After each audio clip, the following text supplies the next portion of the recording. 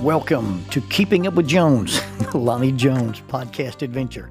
You are going to hear the stories from the eclectic life of a guy who is a professional counselor, a family man, a SWAT team chaplain, outdoor enthusiast, a guy involved with ropes, 10th Planet Jiu-Jitsu, a chaotic Jedi, and who is a recipient of an honorary doctorate from the University of Adversity.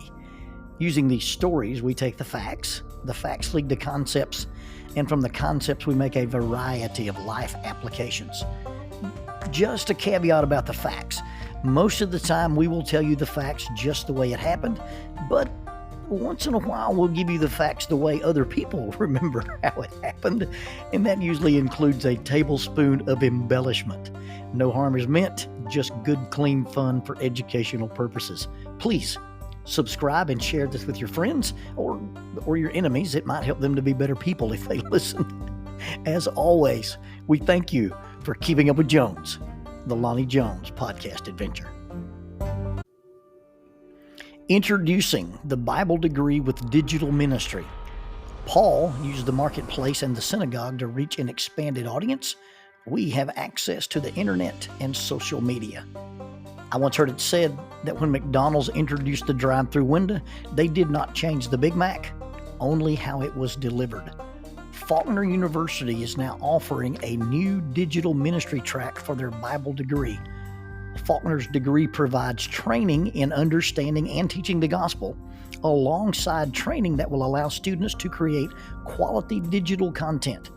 Opportunities for evangelism in the digital spaces is unlimited, and this is innovative ministry education for our contemporary culture. One of the instructors is a 2-time Emmy-winning former ESPN designer. Members of the Church of Christ could be eligible for the full tuition Jack Zorn Scholarship in order to pursue this special area of study. For more information, contact admissions at faulkner.edu. That is admissions at faulkner.edu. Faulkner University is a digital partner with Keeping Up with Jones, the Lonnie Jones podcast adventure.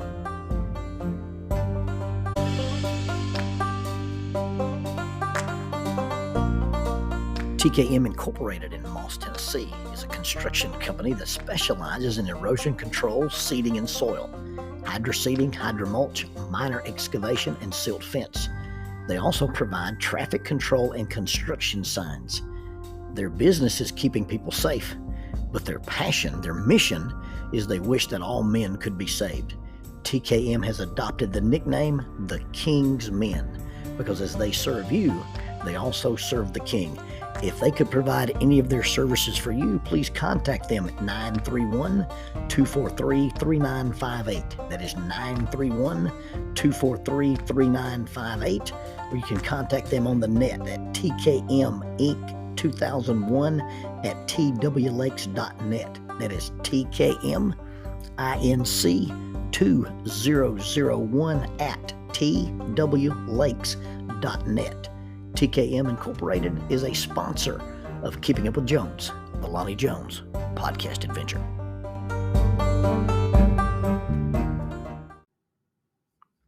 Early morning routine at the Jones house is pretty varied. 2 days a week, I get up before the Spanish water dogs do and disappear into my day. Now, during hunting season, that number increases just a little bit. 3 days a week, the retired school teacher, lady gardener, and dog trainer and I go through different morning routines as we both prepare for whatever our various day holds. The conversation is always unique. I tell jokes. Jackie talks about politics, football. We discuss spiritual insights and observations from either classes we've taught or things that we're studying. We ask and answer questions, and we share our adventures, our projects, and our interest. On this particular morning, Jackie is making sourdough bread, or she's practicing sorcery or alchemy. I'm not real sure. There are strange implements scattered all over the kitchen counter, and she's mixing ingredients. I like making this stuff, she says. It makes me feel like a home and I finished school mom. Now, there's that look. That look I often describe, the one that is usually followed by her statement, I have lots of emotions, but no words. No, she finished, I feel like a homesteader. So now I walk over to the counter and I look into the apothecary jar that she's using, and there's this little stretchy cloth cap looking thing. And in my mind, it looks like a cap. I now know that it's not a cap for people. It's a cap meant to cover the jar that she's put the yeast starter or the leaven. But I thought it would make a great homesteader cap for Jedediah, the patriarch of the Homestead clan. This is considered poor form in the world of bread making, and the things the bread maker is using should not be touched, handled, looked at too long, or played with by the non-bread maker, despite his patriarchal status. My sweet wife has a unique and adorable personality to go along with her disposition. We, and that includes not just me and her, but a group of our friends, we often joke about her uniqueness to the point that she used to call herself an alien. Her perspective and sense of humor is so unique that it has dual relationship and random and eccentric. Her view of things is both pragmatic and whimsical. Numbers often get switched in her mind. She can't remember a password to save her soul, and she's always struggled with spelling. Please understand, she's incredibly intelligent. She graduated in the top of her classes in both high school. She graduated magna cum laude in undergrad, and she has a master's degree in kinesiology. But in spite of her learning and in spite of her academic prowess, we laugh and joke about her unique brain. She says she has a tablespoon of dyslexia, although I don't really think she does. But she does have a unique way of looking at things, and she's the only brain-aware person that I actually know. I read Daniel Ammon's research, where he was talking about the 7 main structures of the brain, and as I read that, it reminded me that Jackie is the only person I know who, when something is bothering her brain, she knows where it is in her head. When I tried to teach her how to tie knots, she would touch her head in a specific spot and say, "That hurts my brain right here." She can't play Wii bowling because her brain glitches, because she doesn't get the physics. She can't get the feedback of the actual weight of the ball in her hand, and it makes her sick. And when she tries to play the Wii Sports, she'll touch her head and say, "That bothers my brain right here." She can play Mario Karts because you're watching the little carts drive, but she can't do an immersive driving game because her brain is waiting to feel the G-forces of being in a moving car. And if she's in the first-person shooter position where she's in a car and can't feel the physics, it almost makes her sick. It makes her motion sick, and she points to that part of her head and said, "This is where it bothers my brain." That's just a little background of her uniqueness as I finish the rest of our conversation on bread making morning. She begins to explain the shamanism of bread making. And then she talks about this recipe she has, and she says, "I'm having to convert all the measurements into English because the lady that I learned this from is German." Now the German lady's name is Sabine, and they are friends from the dog training club where Oreo and Indy go to school. Sabine is one of the ladies that helps Jackie with her routines. There's also her friends Jody and her friend Martha. But today the conversation is only about Sabine.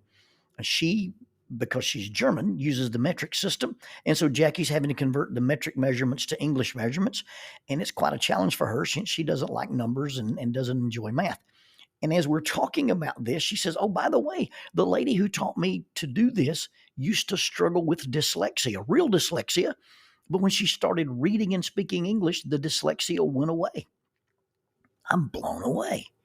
I'd never heard that. I'm taking in this new information. I'm thinking about the book entitled The Gift of Dyslexia. I'm thinking about the different brain structures from Daniel Ammon's research, the cingulate gyrus and the hippocampus and the basal ganglia. I'm delving into the stories that I've heard where people would wake up from anesthesia and could speak another language. I'm thinking about the complicated intricacies of the human brain. And suddenly Jackie says, "And just think, if I were Chinese, I'd be normal." Okay, first of all, it is possible to be more or less dyslexic in different languages. It has to do with how deep or shallow the orthography of any given language is. Normally, English is the language that exacerbates dyslexia and not the other way around. I was deeply interested in trying to understand how this could happen.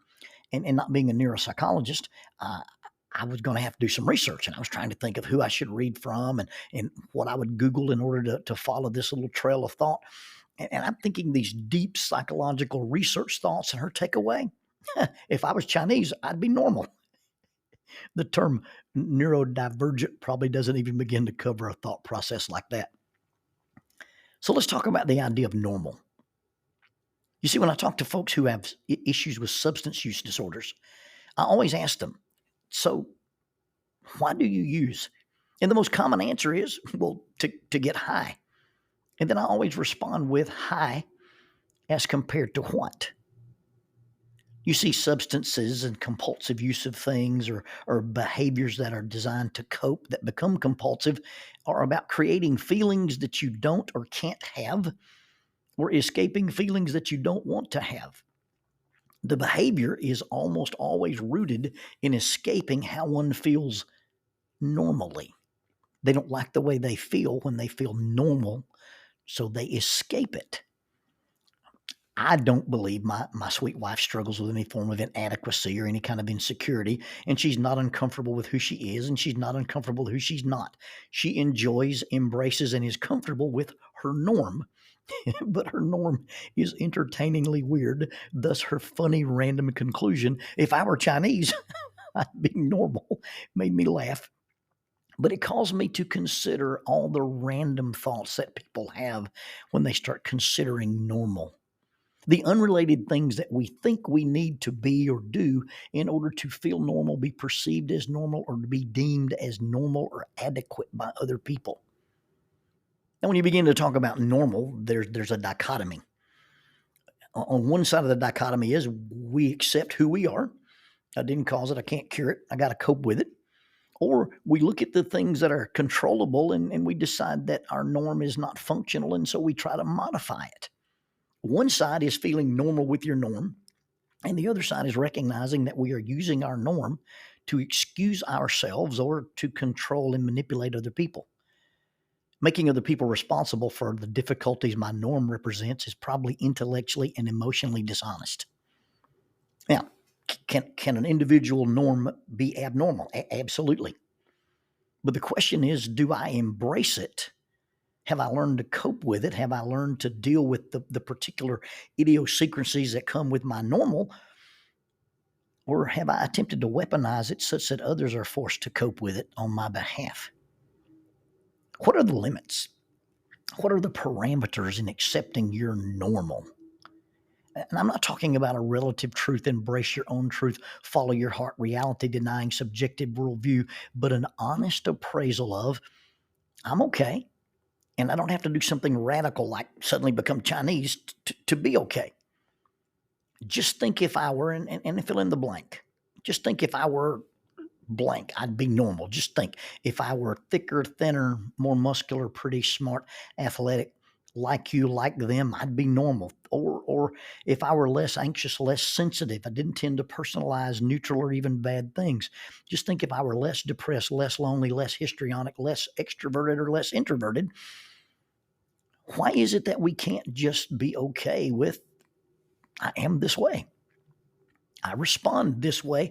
I think this way. And that's normal for me. Most of us, and that's a big generalization, but most of us would be okay with the idea of I'm okay with who I am and I'm okay with who I'm not. I'm not saying we never look for areas of improvement, not saying we ignore chances and opportunities for growth, but a simple, healthy understanding that on the continuum between unacceptable and ideal, most of us, for the most part, fall closer to acceptable than the other negative extreme. We all have individual idiosyncrasies, and they contribute to inconveniences or difficulties, but they're not really dysfunctions. They may make our life challenging, they may make our life interesting, and in some cases, they may make our life difficult, but they are also the secret ingredient to our own individual uniqueness. Feeling normal about our norm can present two distinct paths. Problems arise when we fail to make peace with or accept ourselves and our norm. Other problems follow if we can't, don't, or refuse to admit that what we normally do or how we normally respond creates drama, distress, destruction, or dysfunction. We have a norm that may work well for us, but it doesn't work or play well with others. And because it doesn't work or play well with others, we use that as pressure to alter, control, manipulate the behavior of others. In that case, it becomes not just a norm, but it becomes a toxic norm because we fail to recognize it, we fail to confront it, and we fail to make our own adjustments. We're waiting on everybody else to make adjustments. Making peace with our norm and the accompanying comforts or difficulties that come with it is what we all have to do. I tend to respond this way, and it is uncomfortable or inconvenient, but I choose that discomfort over the greater discomfort of going against my norm. For instance, you take a person who self-describes as an introvert, and they say, you know what, parties make me uncomfortable. Well, if going to a party makes you uncomfortable, then just make the choice. Don't go. But don't expect family and friends to not go in response to your refusal or your inability to go. When your norm imposes difficulties on others, I don't want to go, and you shouldn't go without me. That's what I call a weaponized norm. And when I use it to control others, it is actually used as a weapon. The key is to be honest with yourself. You know, if I don't go to this party, I'm going to be depressed and I'm going to feel lonely and feel abandoned. But if I go, I'm going to be miserable and distressed. We'll choose one, choose the other, but don't make others choose to adjust what they enjoy or are able to do without you. If you're going to stay home and be depressed, then go for a little while. If you know you're going to go and be distressed, choose to say, I'm going to go and I'm only going to stay for an hour.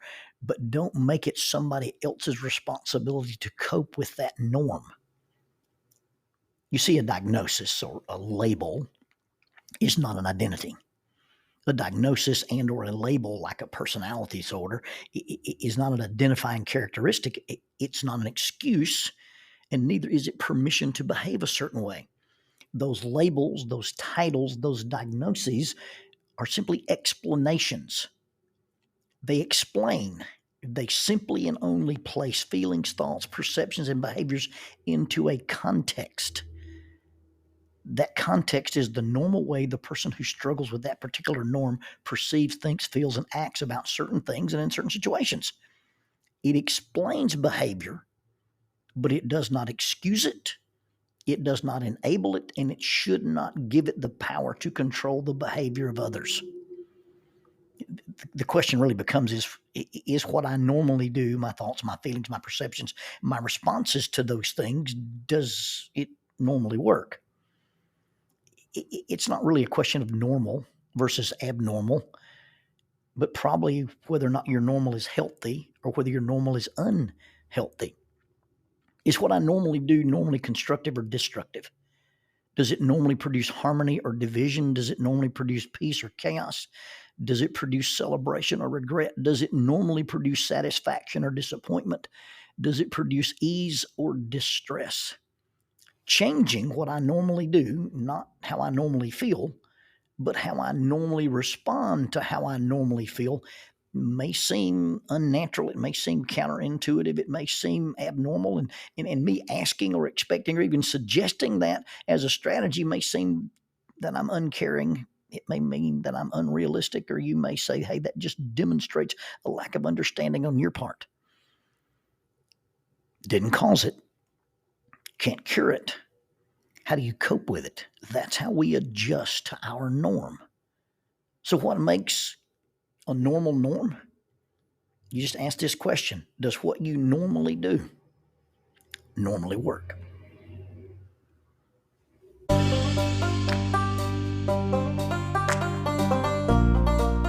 The mission of Heritage Christian University is simple. They aim to advance the churches of Christ by equipping servants through undergraduate and graduate programs. Heritage Christian University produces effective communicators of the gospel, focusing on evangelism and a commitment to Scripture. Heritage Christian University is accredited by the Association for Biblical Higher Education and offers the following degrees: Associate of Arts in Biblical Studies, Bachelor of Arts in Biblical Studies, Master of Arts, Master of Ministry, and Master of Divinity. Since 1968, Heritage Christian University, formerly International Bible College, has offered affordable degrees in biblical studies, allowing graduates to thrive in their ministries without the burden of loan debt after graduation. For more information about Heritage Christian University, visit www.hcu.edu. That's 3 W's and a dot, hcu.edu. Heritage Christian University is a sponsor of Keeping Up with Jones, the Lonnie Jones podcast adventure.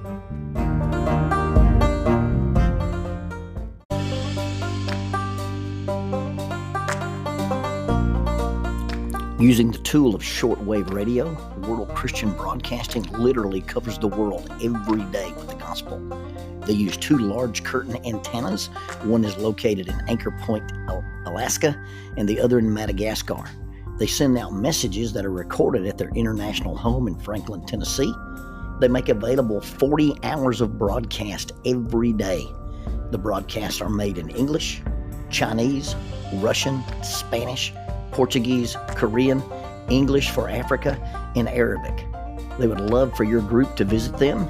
You can bring your ladies group, your youth group, or your men's group. Just give them a call at 615-371-8707, 615-371-8707, or you can go to 3 W's and a dot, worldchristian.org, find the Donate Here button, and make a financial contribution to support this work that literally covers the world every day with the gospel. World Christian Broadcasting, in cooperation with Keeping Up with Jones, the Lonnie Jones podcast adventure.